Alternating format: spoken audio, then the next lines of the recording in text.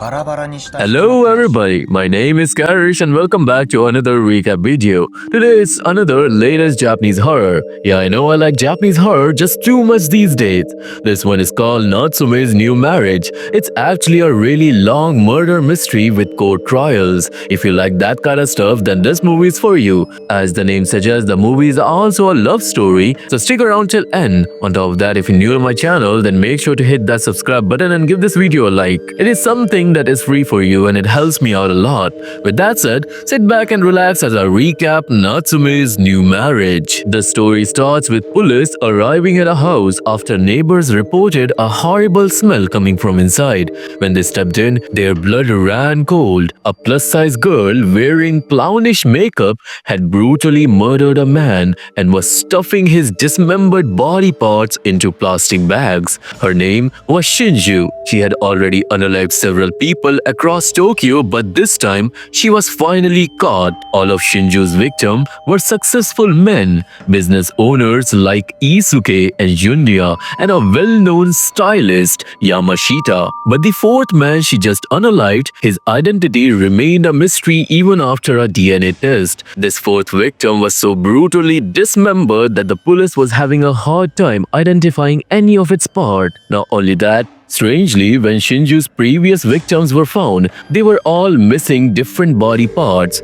One was missing a hand, another a leg, and a third man was missing his head. After her arrest, Shinju's case went to a trial, and as a serial unaliver, she was sentenced to death. And from here, the story jumps 3 years ahead. Now we meet a boy named Masao. He is the son of Yamashita, the stylist whose head was never recovered. For the past 3 years, Masao has been in therapy and his childcare counselor, Natsume, has been guiding him through it. But today something strange happens. Masao's mother is called in to the childcare facility because Natsume has discovered something shocking.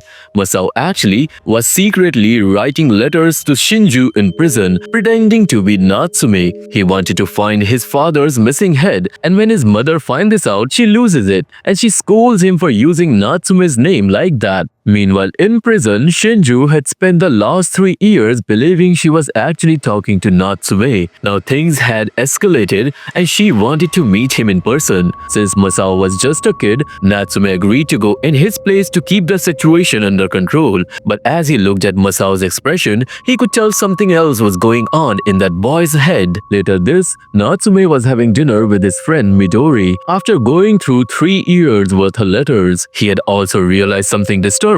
Masao had been writing love letters to Shinju, trying to lure her in so he could get close enough to take revenge. This means that now Natsume has to go to prison and pretend to be in love with Shinju and somehow use that to figure out where Masao's father's head was hidden.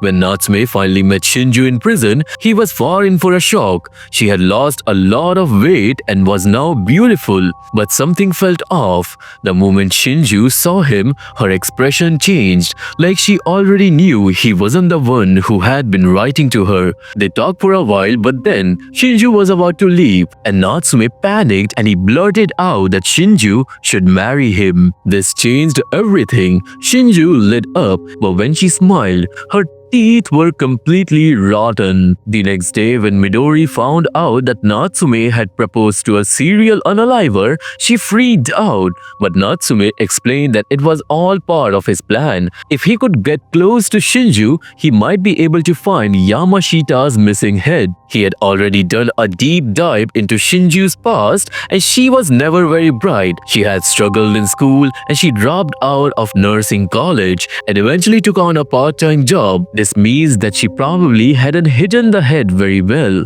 Natsume also told Midori about their meeting and how Shinju had been watching his every little move. She had already figured out that a child had been writing the letters. She knew it wasn't easy for just anyone to get a prison visit with her, which made her even more suspicious. In the end, Natsume had no choice but to admit that he was working on her case, trying to locate her victim's missing body parts. But that didn't mean he wasn't in love with her. According to him, there was something in her letters, a certain scent that came off the paper, the smell of her body, and that was what made him fall in love with her. Hearing that, Shinju took a deep breath near Natsume's hand and then she asked in a creepy, quiet voice, "Aren't you scared of me? If I ever get out of here, do you really think you could live with me?" Without missing a beat, Natsume reminded her that she was on a death row and she is never getting out. After that, Natsume suddenly imagined Shinju breaking out of the prison by smashing through the glass, and the thought alone sent chills down his spine. Later that afternoon, Natsume met with Masao and told him that from now on, he would write exactly what Natsume says him to write in the letters. But then something unexpected came up. Actually, you see, Masao always started his letter with "Dear Shinju" instead of "Hi" or "Hello," which made Natsume freeze. Back in prison, Shinju had mentioned that he couldn't even spell hello correctly in his letters. This means that she had been testing him the whole time, trying to figure out if he was the same person who had been writing to her. The whole marriage thing ended up reaching Shinju's lawyer too, Koichi, who showed up the very next morning to meet Natsume. He couldn't believe Natsume had actually agreed to marry her, and obviously, Natsume tried to explain that it was all just part of his plan, but then Koichi dropped another bombshell. Shinju had been crying tears of joy in prison. She truly believed that Natsume was her soulmate. And that wasn't even the craziest part. Koichi wasn't just any lawyer, he was a big deal. And for the last 3 years, he had been fighting to get Shinju out because he genuinely believes that she's innocent. That's right, there was a real chance that Shinju hadn't killed anyone. Hearing this, Natsume was stunned. Then, without hesitation, Koichi pulled out a marriage certificate and laid it out on the table. Now the second Natsume signs it, he and Shinju would be legally married, giving Koichi the leverage he needed to strengthen her case. Natsume freaked out, but Koichi was ready to prove his point. He took Natsume to his office and told him everything. How Shinju had never received love from her family. How at 8 years old, she had an IQ of just 70, while the average child had around 118. But by the time she was arrested, her IQ had risen to 108. For anyone, an IQ jump of 30 points was nearly impossible. According to Koichi, something had happened in Shinju's life that caused that spike, but she refused to talk to him about it. That's why Koichi wanted Natsume to get close to her, gain her trust, and figure out what really happened to her. Natsume agrees, and he and Koichi go to meet Shinju. When Shinju finds out that Natsume hasn't signed the marriage papers yet, she gets creepily furious.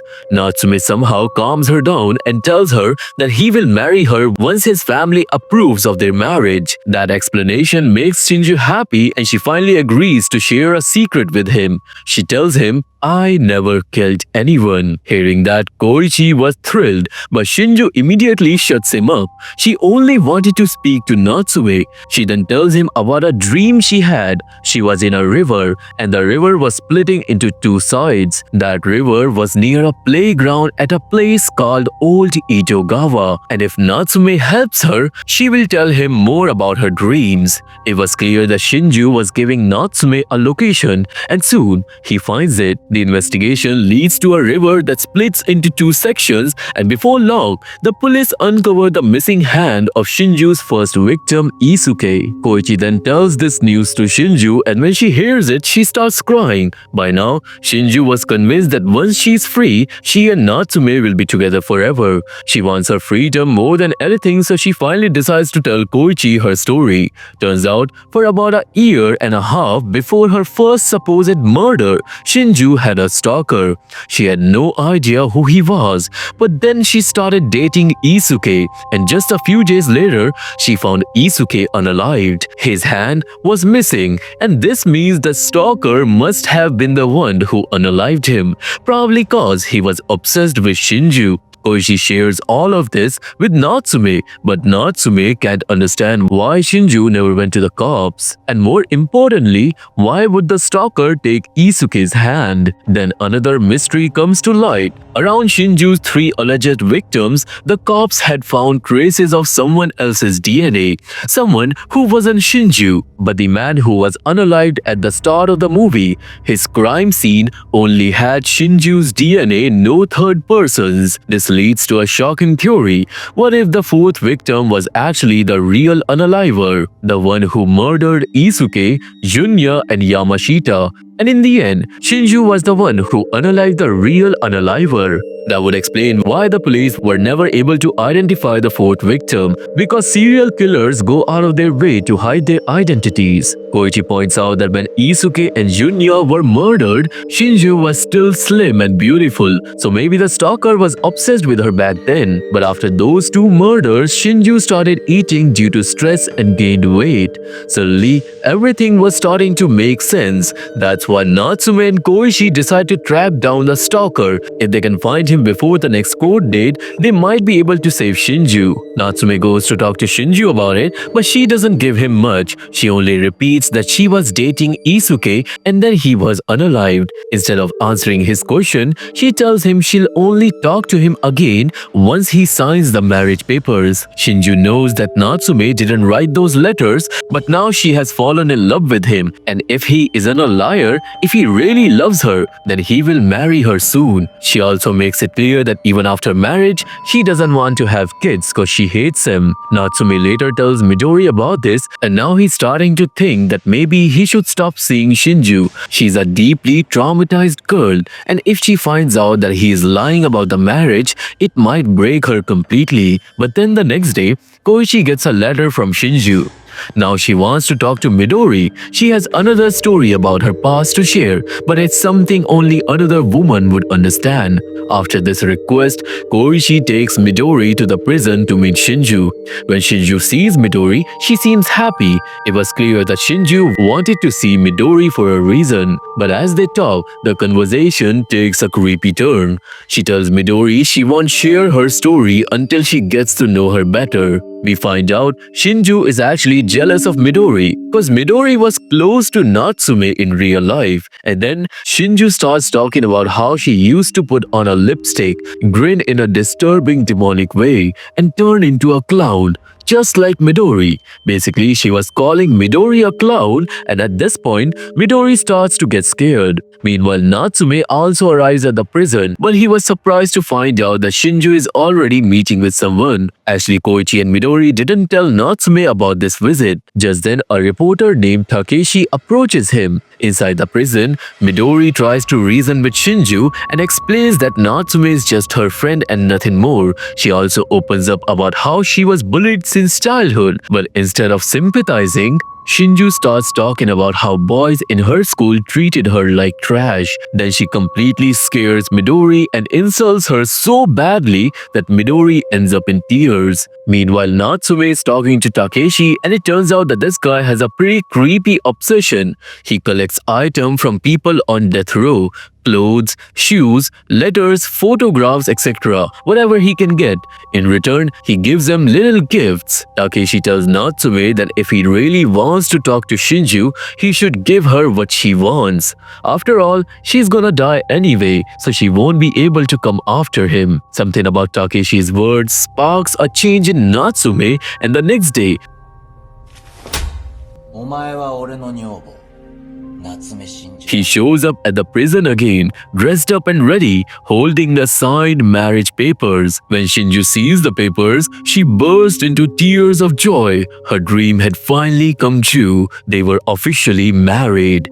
Right then and there, they start planning their wedding ceremony, talking about the future like a normal couple. But Shinju is completely out of her mind with excitement. She's ready to unalive anyone for Natsume. She starts obsessing over how she she will become the perfect wife for him and even talks about having his children despite claiming she hated kids before. Hearing that, Natsume asks Shinju why would she even want to have kids when she never liked them in the first place. That's when Shinju brings up a mysterious black box. Inside it, she claims is something that could reveal secret about dead bodies and hidden truths. Natsume realizes that Shinju is telling another one of her stories, but this time she stops herself before finishing it. After that, Natsume submits their marriage papers to the court, making their marriage legally official. Shinju starts daydreaming about her husband, completely obsessed with his scent and wanting to breathe it in all the time. The next day is the court hearing. As Natsume takes his seat, Takeshi sits right beside him.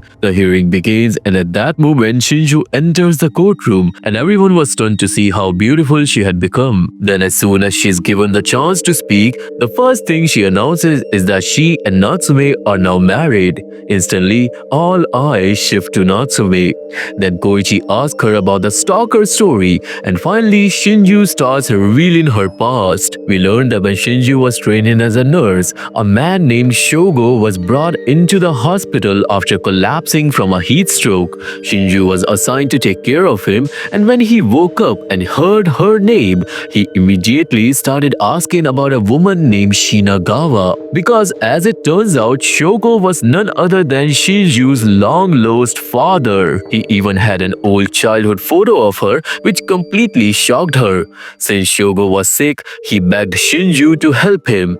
Feeling some sympathy for her father, Shinju decided to take him home. But over time, Shogo became obsessed with her. He wanted complete control over his daughter, and when he found out that Shinju was dating Isuke, he even got into a fight with him. Shogo would often get drunk and say all kinds of messed up things to Shinju, and then one day Shinju stole poison from the hospital, planning to unalive her father. But no, Shinju wasn't an unaliver. She couldn't bring herself to go through with it. Instead, she hid the poison away in a drawer. Then as the time passed, Shogo tormented her so much that she almost ended up drinking it herself. She had completely given up on life. Death didn't scare her anymore, and at this point, Shinju starts getting too emotional in court, and the judge calls for a 15-minute break. After the break, she continues her story. She explains that one day she was supposed to go shopping with Isuke, but he never showed up. When she returned home, she found Shogo standing there with Isuke's body chopped up into pieces. Then as if that wasn't enough, Shogo forced Shinju to help him bury one of Isuke's hands by the river. But why? That's when Koichi steps in to explain the real reason.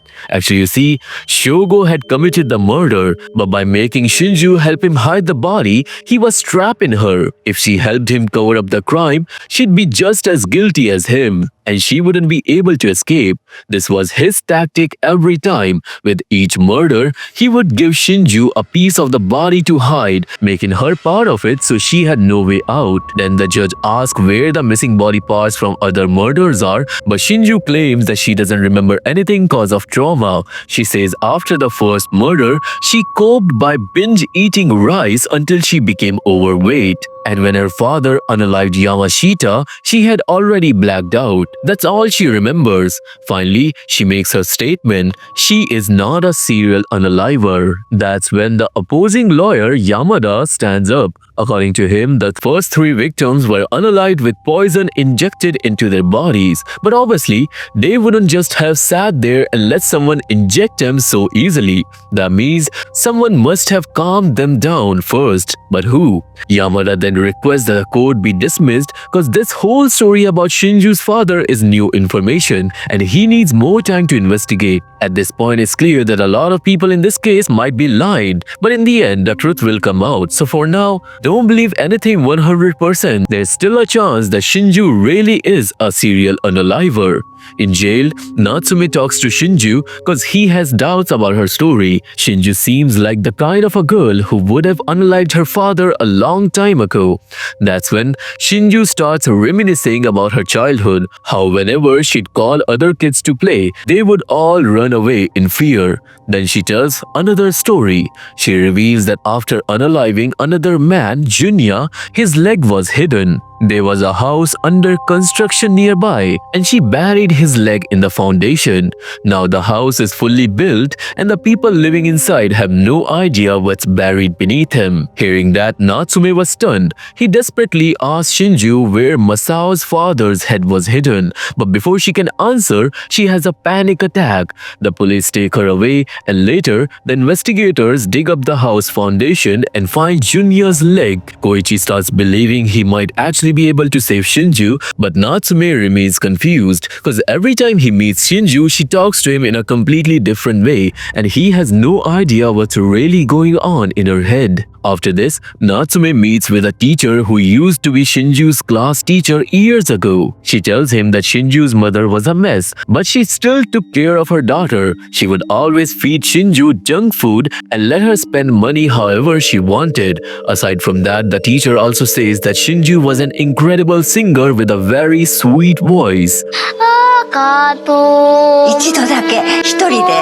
The next day, Natsume's boss finds out that he married Shinju and he completely loses it. Even though Natsume was supposed to find Yamashita's head, he wasn't supposed to go as far as faking a marriage. And Natsume was obviously at a loss for words in front of his boss. Then the scene shifts to the second date of the trial, and this time Yamada has done his research. He says Shinju's story about her father might actually be true. He even brings in a photo of Shogo, and now, thanks to DNA testing, it was confirmed that the third person's DNA found near each body belonged to Shogo. This proves that he was, in fact, involved in murders. However, the DNA test also reveals something else. Shogo was not Shinju's biological father. He might have been her stepfather instead. This revelation sparks a whole new debate in court. Meanwhile, as the discussion continues, Shinju starts drifting off. We see that one time when her mother had to leave town for a week,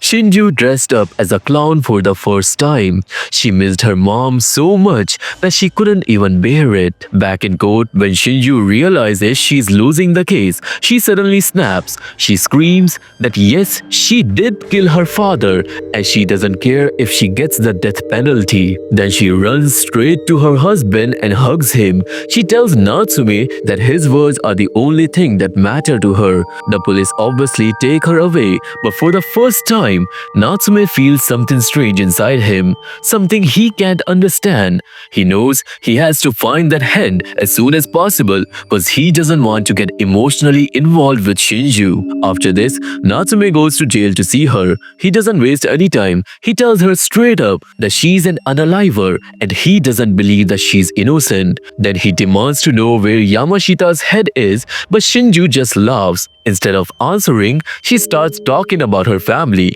She tells him that her mother died a long time ago and ever since she was little, she had always dreamed of becoming a good mother one day. Then her story takes a sudden turn. She says that near the village where her mother is buried, there's a small grave in the forest. Underneath that grave is a bag, and inside that bag is something important. Natsume immediately realizes that he needs to find that bag. The next morning, he heads to the village. He spends the whole day investigating, searching for the grave, and finally he finds it. He starts digging, and at a certain point he finds the bag. He thought that he would find Yamashita's head, but when he opens it, his blood runs cold.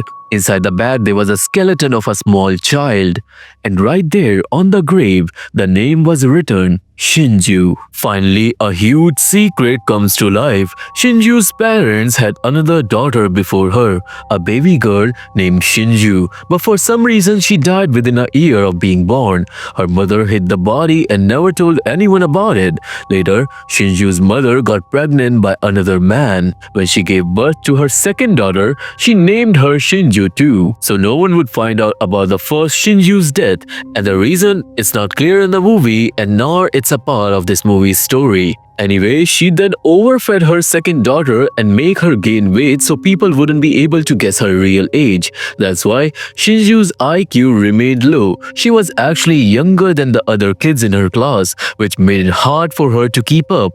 Now you might be wondering how all of this connects to Shinju's murder case. Actually, Natsume and Koichi start discussing everything, and that's when it hits them. When all the murders happened, Shinju was actually under 18. This means the judge can give her a death penalty. All they had to do was to prove in court that the skeleton of the child was actually Shinju's older sister. Koichi rushes to tell Shinju everything, but she doesn't really react. The only thing she does say is that she doesn't want Natsume to visit her anymore because he doesn't love her. On the next court date, everything gets turned upside down. It was proven that Shinju was under 18 at the time of the murders. This completely changes the case. Even Yamada has nothing to argue against it. The judge is now stuck. According to Japanese law, Shinju should never have been arrested the way she was, and on top of that, the court still hasn't been able to prove that she was the actual murderer. Legally speaking, Shinju is now just a suspect. They can't keep her in jail. If they want to arrest her again, they will need a new warrant, and that could take time. With no other choice, the judge throws out the entire case. Natsume was completely shocked, and after the trial, Shinju is finally free, but the police immediately try to arrest her again without a warrant. Meanwhile, Natsume confirms with the judge that there's no legal loophole that would make it easy to put Shinju back in jail.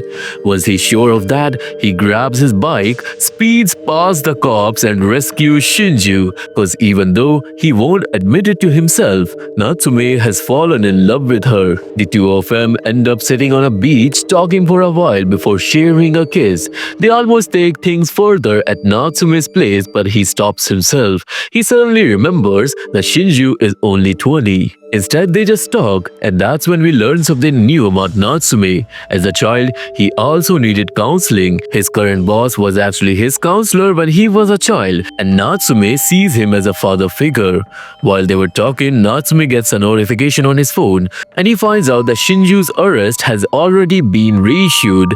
He realizes he needs something solid to help fight her case, and that's when Shinju tells him about her mother's phone, which might have important information on it. And the good thing is, it was buried along with Yamashita's severed head. However, before she can tell the location, Shinju falls asleep. Natsume also dozes off beside her, but he has a nightmare. He sees in his dream that Shinju is attacking him. He wakes up in a panic state, only to realize that Shinju is already gone. Right then, he gets a call from Koichi, who tells him that Shinju has been arrested again. The police found her wandering alone at night, but she told them that she ran away from Natsume so they wouldn't think he was involved. Before leaving, she left behind a note with an address, a temple where Natsume might find Yamashita's head buried inside a grave. It turns out the grave belongs to Shinju's grandmother, and she loved her grandma dearly all the way until the day she died. Natsume somehow tracks down the grave, while on the other side, Koichi explained the entire case to Shinju.